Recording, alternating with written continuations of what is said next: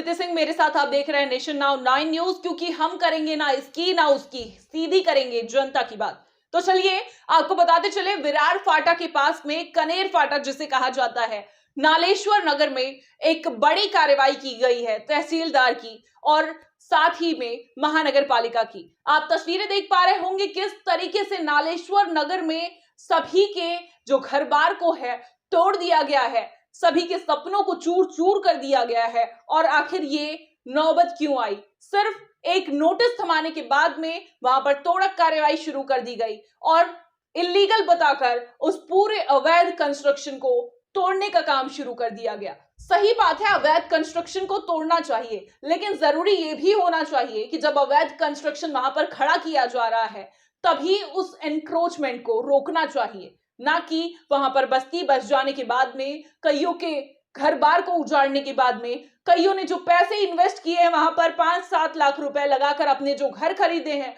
उनके वो पैसे को मिट्टी में मिला देने के बाद में इस कार्रवाई का होना जरूरी है क्या? क्यों नहीं ये कार्रवाई आखिर पहले की जाती? सवाल उठता है और हम करेंगे सवाल, क्योंकि हम इसकी उसकी नहीं करेंगे, हम करेंगे सीधे जनता के हक की बात।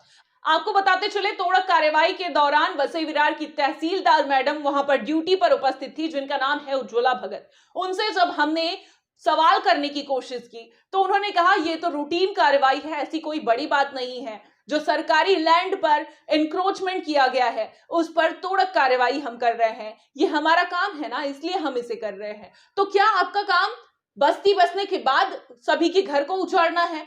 ये कार्रवाई आपने पहले क्यों नहीं की, जब उन बिल्डरों ने इन मासूमों को, इन गरीबों को वहां पर फंसाया इस तरीके से कि उनके सपने, उनका भविष्य अब आगे किस ओर जाएगा ये तो वो भी नहीं जानते। अब रब ही रखा उनका जीवन क्या होगा, आखिर उनके बच्चों का जीवन क्या होगा।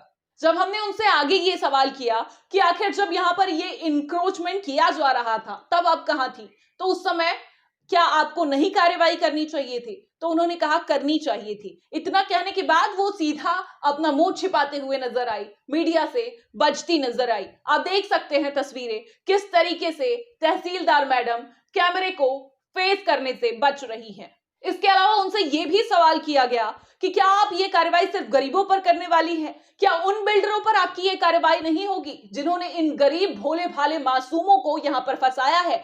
तो उन्होंने ये कहकर अपना पल्ला झाड़ लिया कि जिनका घर टूटा है अगर वो एफआईआर कराएंगे तो निश्चित रूप से उन पर कार्रवाई की जाएगी। देखिए, ये है उज्ज्वला भगत तहसीलदार मैडम के तेवर। अब आप समझिए, आपने घर खरीदा, आपने पैसे इन्वेस्ट किए, आपको किसी ने फंसाया, लेकिन उसके बाद भी कभी आपको उठ कर आकर नोटिस थमा दी जाएगी, आपके घर को तोड़ दिया जाएगा, धराशाही कर दिया जाएगा, चूर चूर कर दिया जाएगा, आपके घर पर बुलडोजर चढ़ा दिया जाएगा। उसके बाद आप कहां जाएंगे? आप खुद ही देखते बनिए, आपका भविष्य आपके हाथ।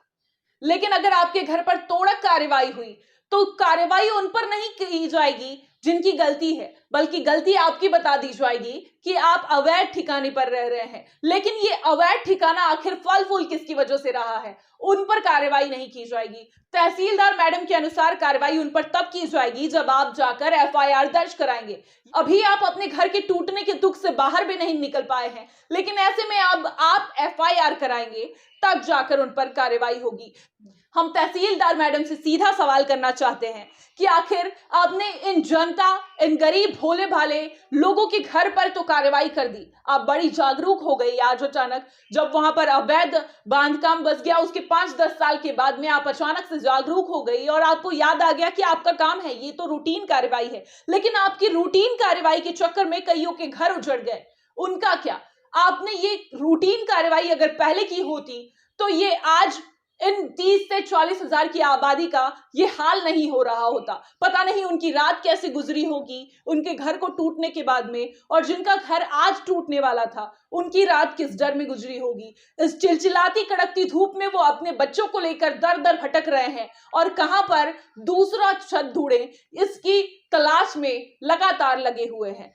आखिर किसकी करनी से इन बेसहारों को, दुखियों को ये सब भुगतना पड़ रहा है? आखिर कहां है आज वो नेता जो बड़े बड़े डंका बजवाते हैं अवैध भ्रष्टाचार को लेकर कि हम ये करेंगे, हम वो करेंगे, उन्होंने ये किया, उन्होंने वो किया, अगर हमारी सत्ता होती तो हम ये कर रहे होते। आज मेरा सवाल उन सभी विपक्षियों से है, उन सभी सत्ताधारियों से है जो लगातार यहां पर फल फूल रहे हैं और सिर्फ अपने पेट को भरने की कोशिश कर रहे हैं। अगर आज ये नौबत नहीं आई होती, अगर आज ये तहसीलदार मैडम ने आज यहां पर कार्रवाई नहीं की होती, तो शायद ये नौबत आ गई होती कि तहसीलदार मैडम की नौकरी चली जाती और उन्हें अपने घर बार को बचाने के लिए दूसरे का घर बार तोड़ना जरूरी पड़ गया। आखिर ये कार्रवाई तब क्यों नहीं की गई जब उन बिल्डरों ने वहां पर बांधना शुरू किया गया था? चलिए मान लेते हैं अभी आपके लिए ये कार्रवाई करना जरूरी हो जाता है, क्योंकि आपका परिवार कैसे फलेगा फूलेगा, क्योंकि अगर आप कार्रवाई नहीं करेंगी कहीं ना कहीं कानून का डंडा आप पर भी चलेगा। इसलिए आपके लिए जरूरी हो जाता है कि आप इस कार्रवाई को करें।